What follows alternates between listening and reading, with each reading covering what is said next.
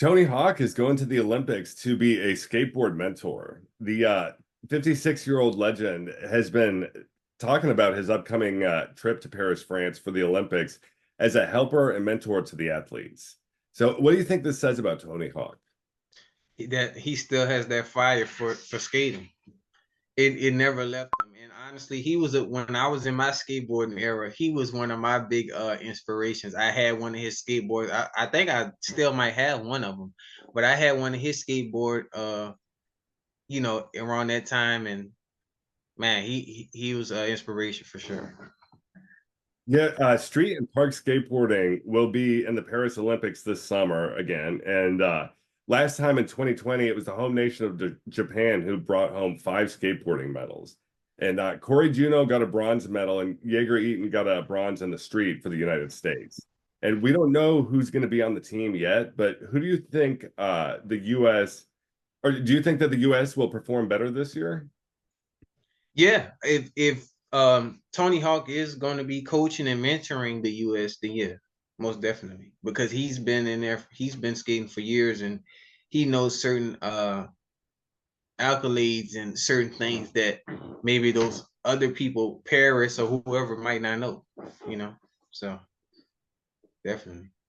Yeah, there's a quote here that he told Us Weekly. He said, "I'm ecstatic that I get to live to see it grow so much and be widely accepted. When I was a kid, skating was the furthest thing from cool. I had to hide my skateboard when I was a freshman in high school because I would get bullied and hassled just for having it. Now people can choose to skate. They can do it at their leisure. They can make a career out of it. They can be Olympians." Why do you think there was a change of public opinion?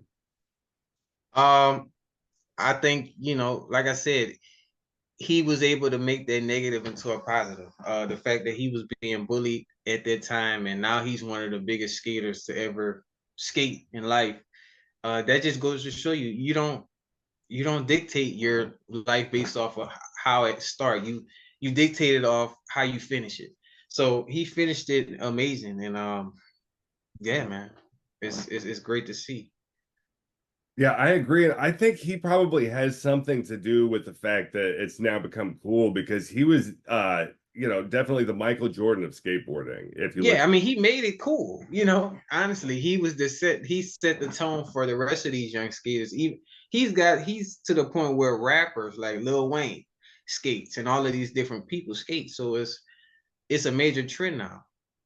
I remember how popular it was in the late 90s, and then it exploded in popularity, in the 2000s. And Hawk mentions that it got a pretty good kickstart in the early 2000s. In the last 5 or 10 years, there was a push for equality, and especially because of Olympic inclusion. So Mm, now they're looked upon more so as professional athletes. So was this helpful to make the skaters Olympians? yeah, it is. It's going to be a major factor. People are going to tune in to it more, especially with him being involved in it. Anytime you have a big star involved in these events, it becomes a major deal. So yeah, it is. Yeah, he said, I will be in Paris. I'll get to skate the course. I'll get to hang with the riders. That's the best case scenario. I don't have the pressure that the entire country is relying on me for success. And I'm not sure if he's going to also be helping the other country's skaters. What do you think?